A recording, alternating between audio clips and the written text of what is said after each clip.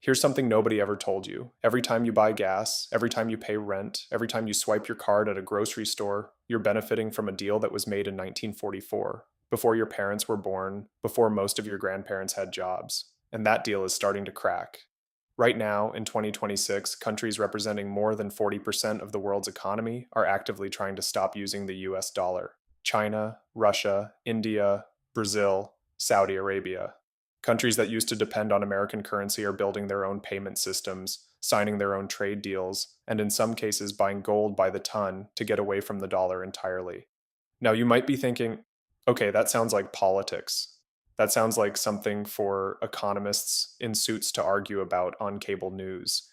But here's the thing, if the dollar loses its special status, and we're going to talk about exactly what that means, your groceries get more expensive, your savings buy less, the job market tightens, interest rates climb, things you buy every single day cost more money that you don't have. This isn't abstract. This hits your wallet directly.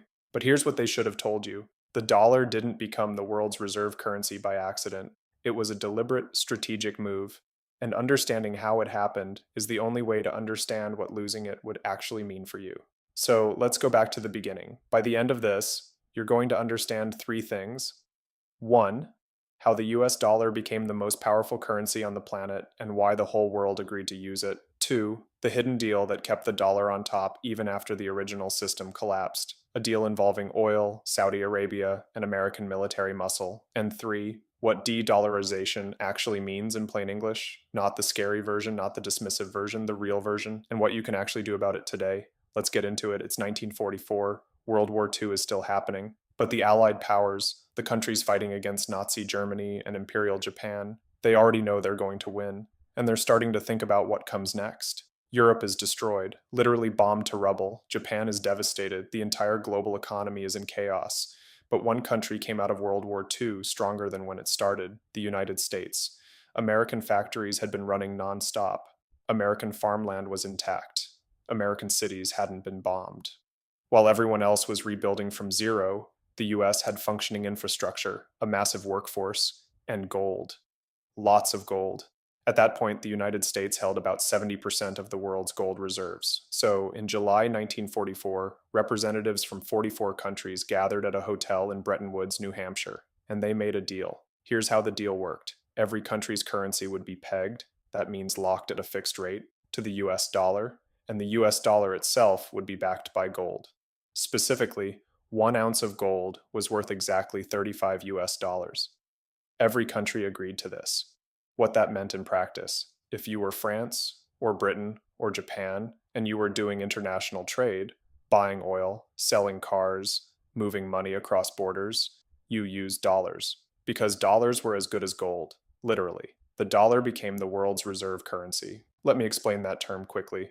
A reserve currency is the currency that other countries hold in their banks to back up their own money and to conduct international trade. Think of it like this. If every country in the world is a player in a poker game, the reserve currency is the chips everyone agreed to play with, and the US got to be the casino. That is an enormous advantage, and we'll get to exactly why in a second.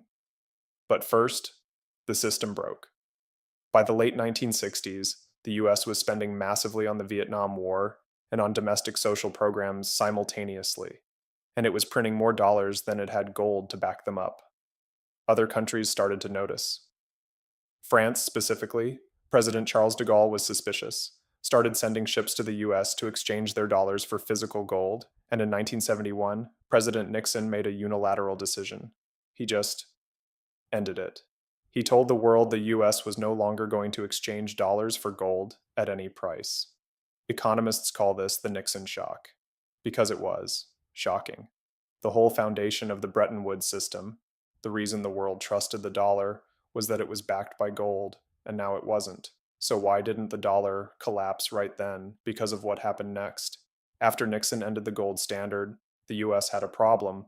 The dollar had just lost its main selling point. If it wasn't backed by gold anymore, why would any country keep using it? Why would anyone hold their savings in dollars if dollars weren't tied to something real? The answer came from oil. In 1973, OPEC, that's the Organization of Petroleum Exporting Countries, basically a cartel of oil-producing nations, they created an oil crisis by cutting production and raising prices dramatically. Gas lines wrapped around city blocks in America. The economy was in pain, but behind the scenes, US Secretary of State Henry Kissinger was negotiating.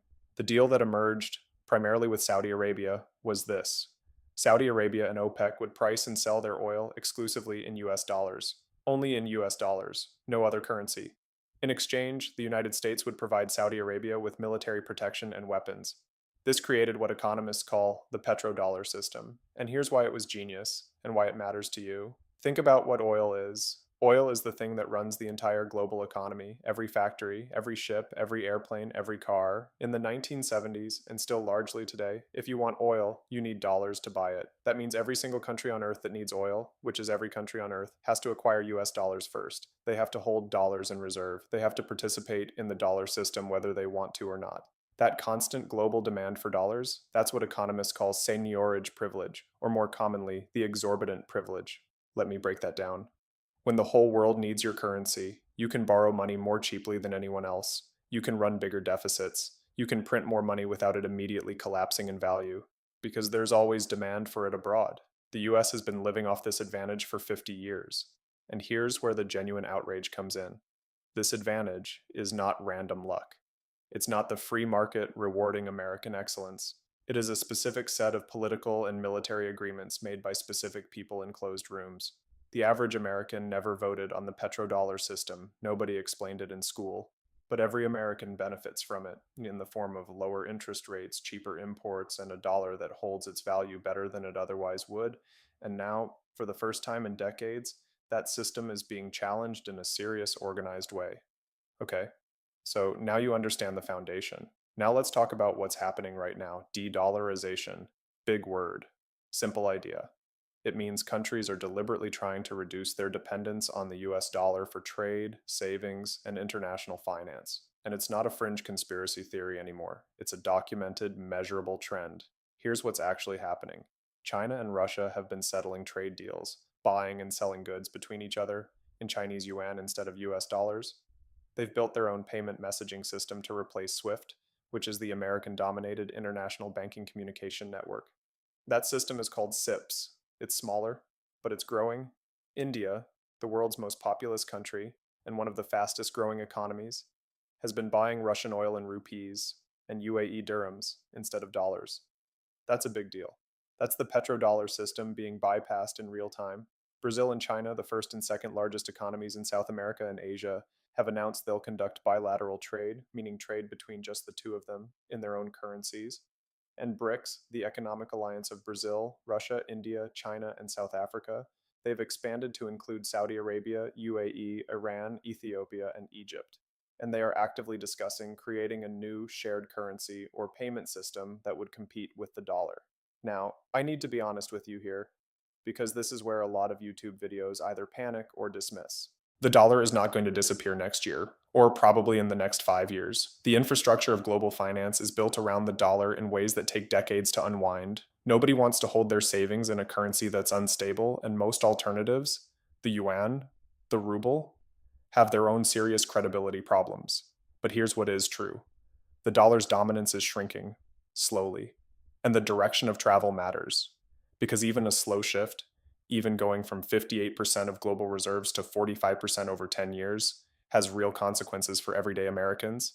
Let's make this concrete. Because you deserve specifics, not vibes.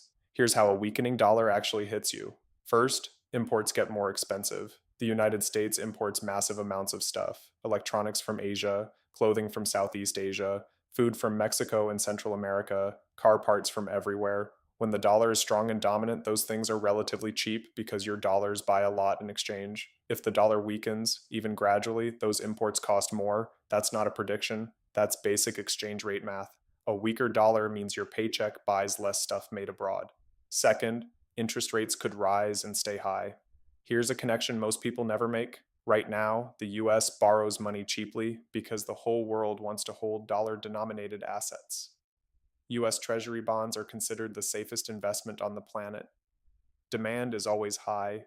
If that demand drops, if countries start diversifying away from dollar assets, the US has to offer higher interest rates to attract buyers. Higher rates on government debt trickle down to higher rates on mortgages, car loans, student loans, credit cards. Everything you borrow money for gets more expensive.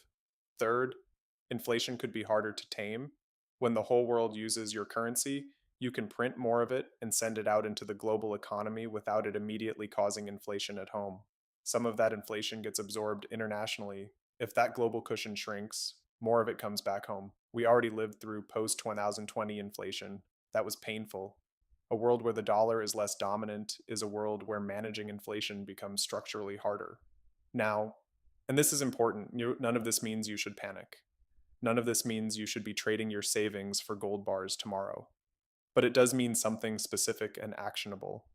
Your financial decisions should account for a world where the dollar is a little less guaranteed than your parents assumed. What does that actually look like? 1. If you're starting to invest, consider adding some international exposure. ETFs, exchange traded funds, which are basically baskets of stocks that cover global markets or emerging markets, give you some protection if the dollar weakens. Because when the dollar falls, foreign assets become worth more in dollar terms. 2. Real assets have historically held value during currency volatility. That includes real estate, if you ever get to the point of buying, and commodities. Even I bonds, which are inflation protected US savings bonds, are worth understanding. Not because the apocalypse is coming, because smart diversification is just good practice. 3. Understand what you're watching for. Follow headlines about BRICS developments. Watch the dollar index, it's called the DXY, which measures the dollar's strength against other major currencies. This is free information available on any financial website. When you see it moving significantly, you'll know what to look for and why it matters. You don't need to be an economist. You just need to know the system you're operating in. Here's the one thing I want you to walk away with today. The US dollar being the world's reserve currency was never just a fact about America. It was a deal, a series of decisions made by specific people in specific rooms with specific interests in mind. Bretton Woods in 1944, the petrodollar agreements in the 1970s. And right now, in 2026, other countries are making new deals in new rooms. That's not a reason to panic. It's a reason to pay attention. The biggest financial mistake young people make isn't picking the wrong stock. It's not knowing what game they're playing, and now you know a little more about the game. So here's your one action for today. Look up the DXY, the US dollar index. Just Google it, see where it is, bookmark it, and the next time you see a headline about BRICS or China settling trade in yuan or Saudi Arabia accepting other currencies for oil, you'll understand what it actually means, not because some pundit told you how to feel about it, because you understand the system underneath the headline. That's the whole point of this channel, not to scare you, not to sell you gold, just to hand you the map that nobody gave us. If this clicked for you, if something in here made a connection you'd never made before, follow the channel.